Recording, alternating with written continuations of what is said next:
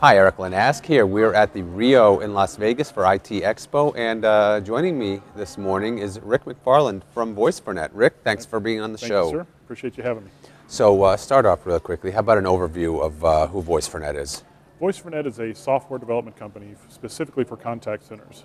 So we develop software such as self-help systems, IVR, inbound screen pop applications. Our forte is tying into third-party databases, in-house CRM systems, et cetera.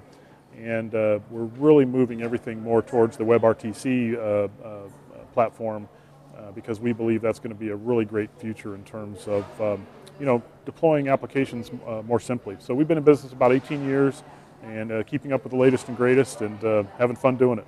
So you mentioned WebRTC, and certainly that has been a hot topic for a little while now, and the customer engagement contact center market really is where many people see it as having the greatest immediate impact.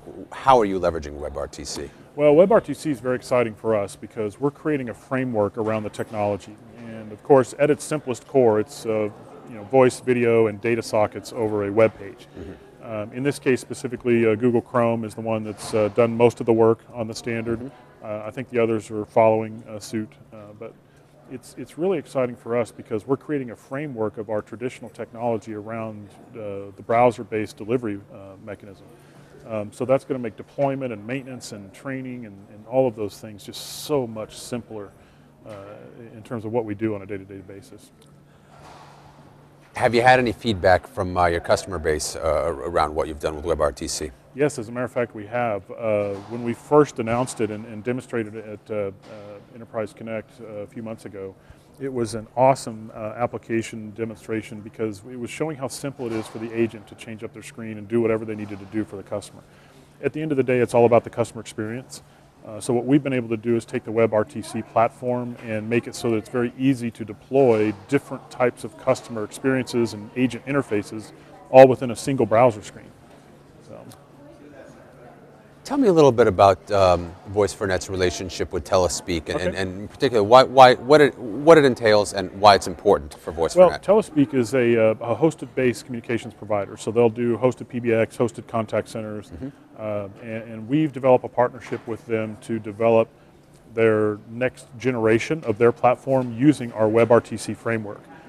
So it was a perfect marriage between the two companies in terms of technology because we were able to prove what the WebRTC framework was capable of, and from their perspective, they're able to take advantage of the newer technology and refresh their product line, and their feedback has been phenomenal from their customers as well. With regards to WebRTC, where do you see the biggest benefit with regards to both contact center and other business applications? Man, it's just easy, simplicity. I got to tell you, I feel like a kid again, because it's made it so simple to deploy and simple to change and simple to give customers what they want. For so many years, we've spent so much time and effort, just trying to build custom interfaces with old tools and old technologies. It takes forever, and the business changed faster than we can develop for it.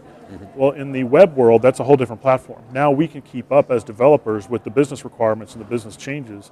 What WebRTC does is brings a telecom front to that, because traditionally it's just web development, there's hundreds and hundreds of tools to make that fast. But when you put the voice, the video, and the data sockets behind it, now all of a sudden I can take something that's very, very simple to develop and make it look like what the customer really wants, but then have all the traditional and legacy telecom network and infrastructure tie right into it on the backside. So it's a lot of fun. Have there been any, what if any are the major challenges or obstacles with WebRTC implementation? And kind of on the other side, have you realized or noticed any benefits or positive experiences from WebRTC? Well, of course, the positive are outweighing the negative right now. In any tool that's, any standard that's fairly new, and it's been around 3 or 4 years now, it's starting to get mainstream, and obviously there's entire shows about it now. But there are some challenges. I mean, one of the challenges is, Google Chrome is the leading provider of it right now, and sometimes they like to make changes, and those changes can impact your development efforts. You'll wake up one day and this particular widget that worked yesterday now doesn't work today. The good news is we're able to fix it within minutes instead of hours or days, so that's one of the benefits of it as well. Yeah, anytime you get involved in a new technology, there's going to be some challenges. Luckily, we've already had a SIP-based platform and a gateway platform that's been solid for years. And really what we did is we took the WebRTC framework and put it on top of that. So we really haven't had a lot of problems with the back end, which is really where the rubber meets the road in terms of legacy integration and public switch network integration. We've only had some idiosyncrasies on the user experience, which get fixed extremely fast. And that's what's exciting for me when my guys are able to really respond to the business changes in real time. So you mentioned the user experience. Obviously, that comes from some of the implementations on your customer side. What are some of the things that your customers are doing with WebRTC? Oh man, some of the stuff is really awesome. So for example, you've got a customer user interface experience to where we call them widgets. And essentially what that means is you can have a single browser, but within that browser you have these different applications. So think of them like apps, business apps. So I could have a screen pop app, I could have a dialer app, I could have an agent monitor app, I could have an application that ties into my CRM database on the back end. And all these are tied into the public switch network and to the PBX systems. So when a call comes in, everything I need about that consumer is right there in front of me in different sections. And I can move them around, I can change their colors, all the things that we expect in the web development side are now available to us in the contact center. So that empowers the agent to do what they need to do from a single view. Remember we used to call it single view of the customer. Well, now they can really get that. And it's a pleasant experience. The training curve is almost zero because it's web-based stuff that they already know how to use when they sit down. They don't have to learn navigation. All they have to do is focus on the data and the experience. Aside from that, and obviously there's tremendous productivity and customer satisfaction impact there, are there other things that contact centers can do to either reduce costs or increase productivity? Oh yeah, for example, we just got through doing a multimodal panel.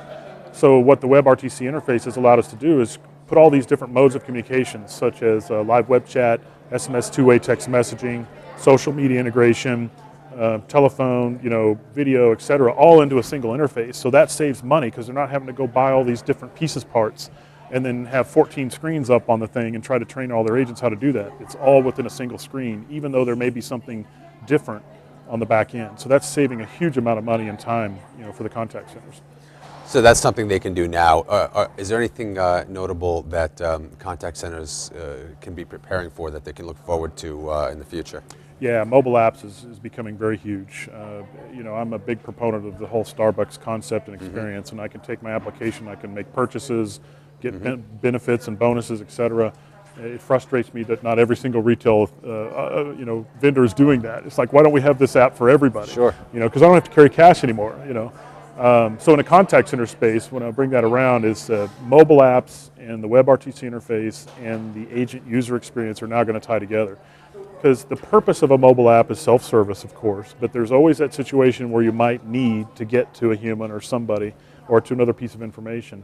And that app can now be tied to the WebRTC framework so that there's not even a phone call required anymore. It's just, and they're connected either via voice or video or data, and they can literally interact instantly without having to go contact us page and go to an 800 number and go through an IVR. None of that's necessary anymore.